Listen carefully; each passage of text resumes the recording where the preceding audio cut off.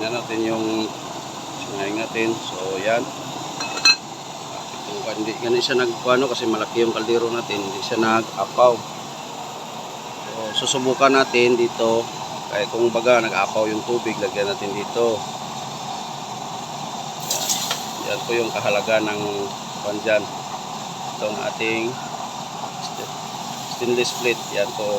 So hindi po siya papasok doon sa loob. So hindi na natin kailangan ng mga ano pa na mga saklob-saklob.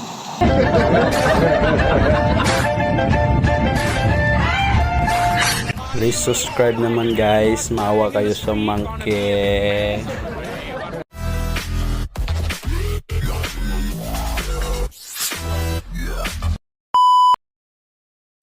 Magandang araw po. So ngayon po ay magkuhan tayo, no? Mag leak test fire tayo. Final test tayo ng ating gawang 4 na piraso. Yan. So i-final na po natin ito para mapadala na po natin. At paglutuan din natin ngayon para ma-final test at mapadala na po. So ito na po yung mga order nyo, sir.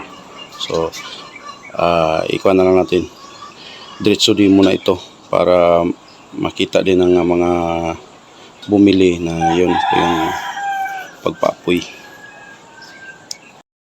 So ngayon unahin muna natin lagay yung kanyang tangki ng oil. So yung tangki natin pwede natin tanggalin, pwede natin dalhin sa labas para maglagay ng used oil. So ganito po yan, pure used oil, engine oil po ito ng service ang sasakyan ang ginagamit natin. So tama-tama lang po, no, para mahirapan mag ano. So lagay natin dyan.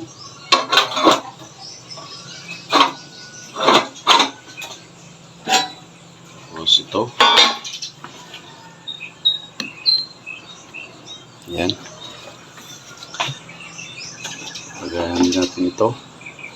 Kaya yung purpose nito, detachable po yung tangke natin para halimbawa yung mga used oil na hingi natin, may mga dumi, so may iba, may mga tubig, so hindi siya maiwan lang po yan dito kasi yung level ng ating gripo o intake valve ay mayroon yung allowance para doon yun mag-ipon sa ilalim.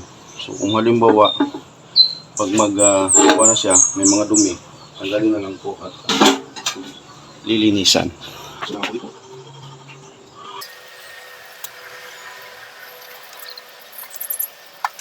Sa unang apoy nito, kung wala pa po yung kuha dito, wala pa pong laman kasi yung elbow nito ay parang nakapababa lang siya para mayroong pundo yung oil dito, hanggang dito yung level niya, para mayroon siyang laman.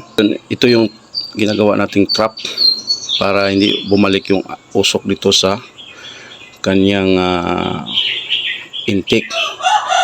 So mayroon po itong design natin, mayroon po itong oil level regulator.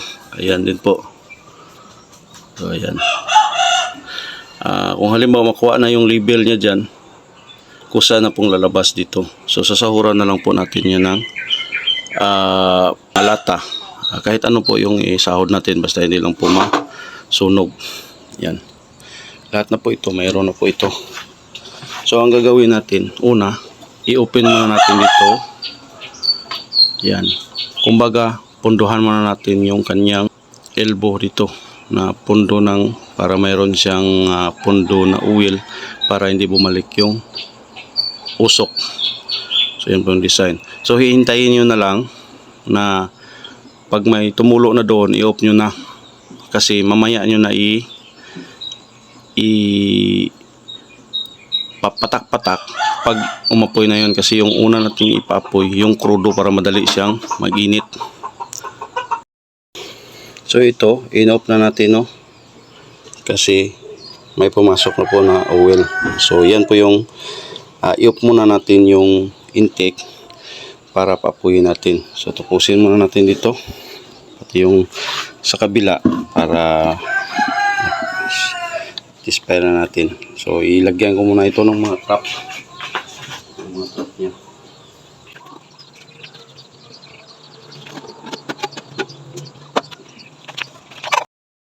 So nalagyan na natin ng oil yung mga trap. So ngayon lalagyan na natin ito ng papel. Papel po yung una natin. Mas maganda yung papel tissue kaysa karton. Kasi kung karton grabe katigas, matagal na tunaw.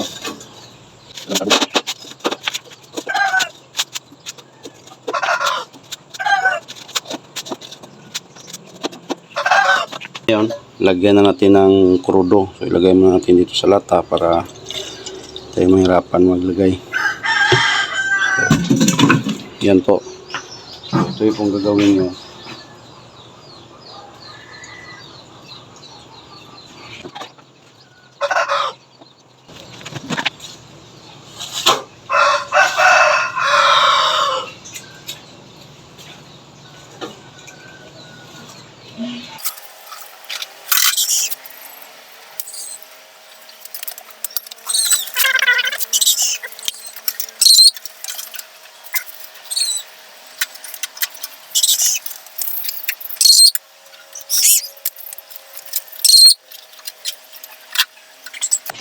So, pag ganyan ang session, pwede na natin i-open yung blower natin. Kalahati lang po.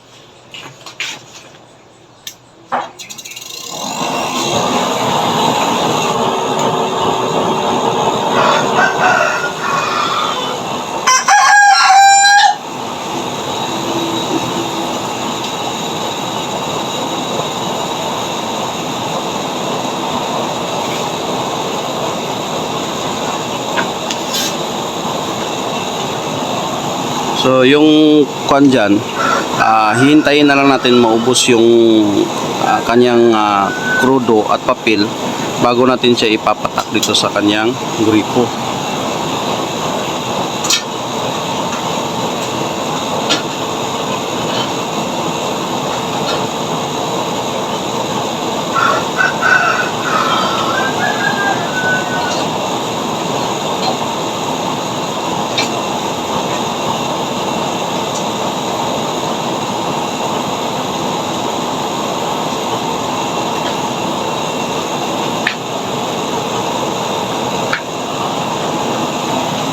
Tapos ganyan na, so ilagay na natin itong ating mga lata para dyan sa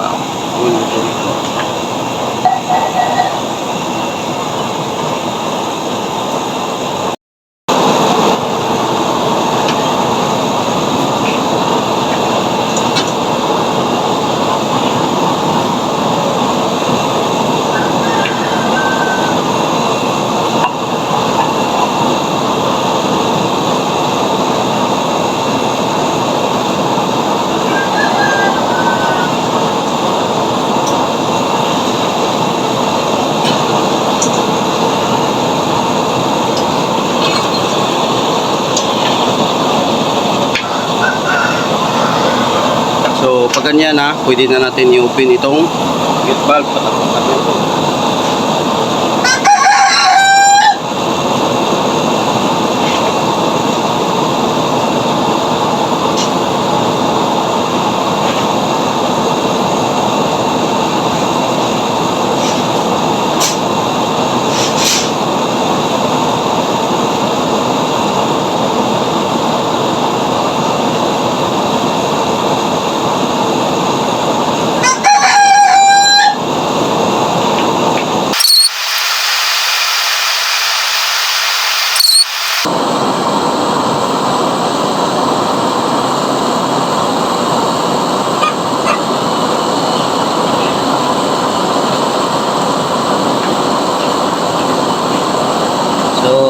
Ganyan, pwede na natin siyang tukan.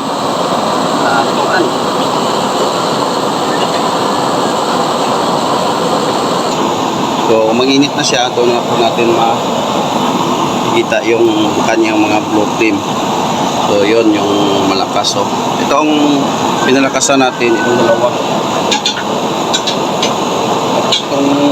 Itong tatlo, malaki yung tangke natin kasi naubusan tayo ng D3. So yun na lang yung ginawa natin. Di 4x2.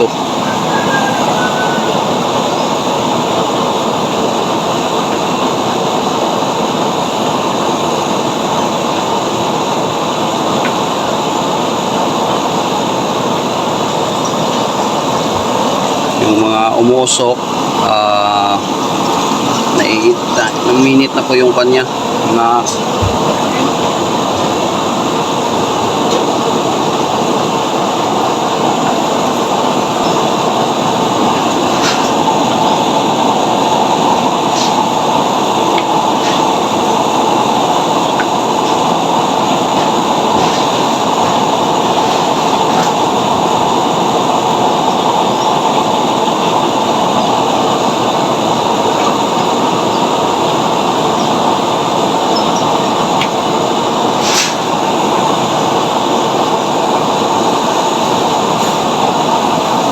yun, kumulo na po yung natin, oh.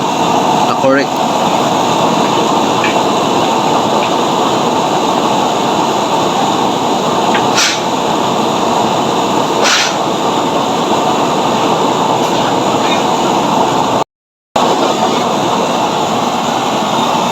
So, titingnan natin kung may mga leaking ba. So far, wala naman. Ganda naman yung apoy niya dito sa kabila. Okay naman siya, no? Ayan yung apoy niya. Ayan.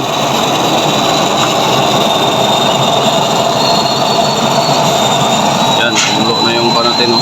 Puri.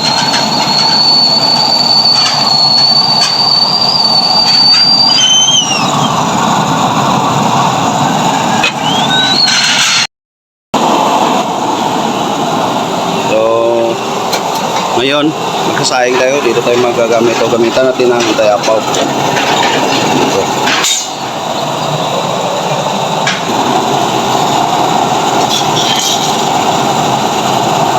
Yan.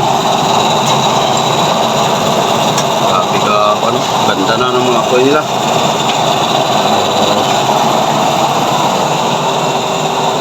So, lagyan natin ang correct.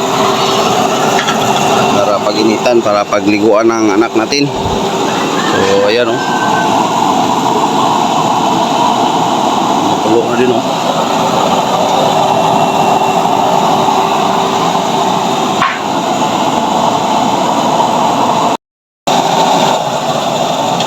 So dito tayo magbibideo kasi nakakuan yung araw doon.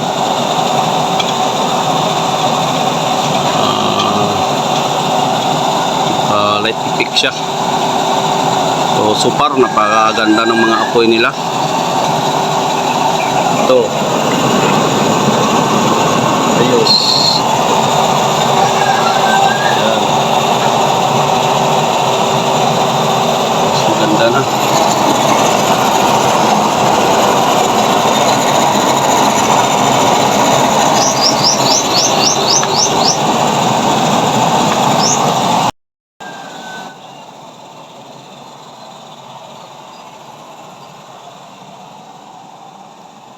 So ito na po, nag-leak fire na tayo.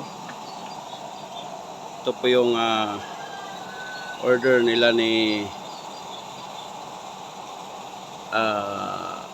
Welter Estabilio, taga Tarlac po siya. So shout out po sa iyo, sir.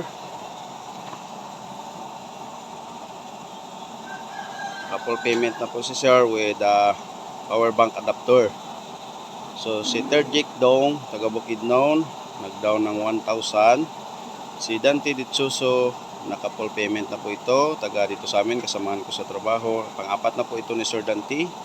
At saka si Erandi, taga Negros po si Sir. Nag-down na siya ng 1,500. At may bagong nag-down. Ito si Manuel Gu, taga Quezon City. So yung down niya 3,500 dahil dalawa yung order niya. BB duty at saka regular size. So, ang sa kanila ni Erandi, taga Negros at saka kay Manuel, so baka next week pa natin magawa or ngayong Sabado, pwede na natin kumakaya natin. pwede natin magawan. So ito na po yung mga apoy nila, sir. So nakuha na natin, no, leak test fire. So far wala na siyang mga leak. So napaka okay po yung mga apoy nila. Ayan po. So ito, nagsasaing tayo dito. Ayan. Gamitan natin lang ng antay-apaw para sigurado. Pag magsaing tayo, lagyan natin ng antay-apaw para sigurado hindi siya kapawan ng tubig yung chamber natin. Dahil yan po yung importante na hindi matuluan ng tubig ang chamber dahil napakainit po yung oil. So pag malagyan niya ng tubig, puputok-putok po yan, pak-pak-pak, ganyan. So lalakas yung apoy at hindi siya mag-blow flame. So yan po yung kaiingatan natin. So yan po yung mga order niyo, sir. Maraming salamat sa tiwala. Thank you po. So far, tayo na natin na maluto na itong natin ating sinaing para makita ninyo yung performance niya. So okay. Yan, maluto yan lahat. So kainaan na lang natin dito.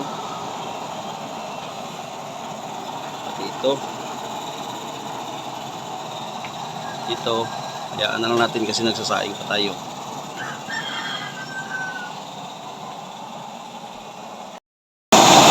Tingnan natin yung sinaing natin. So yan, hindi ganun siya nagkuano kasi malaki yung kaldero natin, hindi siya nag-apaw. So susubukan natin dito, kaya kung baga nag-apaw yung tubig, lagyan natin dito. Yan po yung kahalaga ng pandyan. Itong ating stainless plate. Yan po. So hindi po siya papasok doon sa loob. So hindi na natin kailangan ng mga ano pa na mga saklob-saklob. Ito lang po yung stainless plate. So kahit ng mga nakabili na hindi nga sa akin yung design. So ini-encourage ko po kayo. Ito yung pinakamura na po, stainless plate. 25 pesos lang po ito. So napakalaking halaga po yan sa ating Calandios oil. So kailangan talaga natin yan. So kung may pira naman kayo, mamaganda na yung induction plate para sa ating news oil. So yan. So yan na po yung purpose niya. So tingnan nyo yung sinaing natin, napakaganda yung kanyang luto. So dito na tayo mag-control ng ating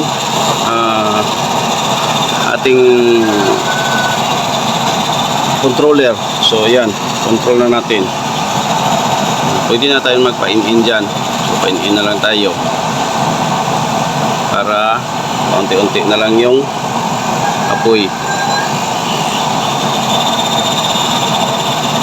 Yan. So ayan na po yung mga pa natin.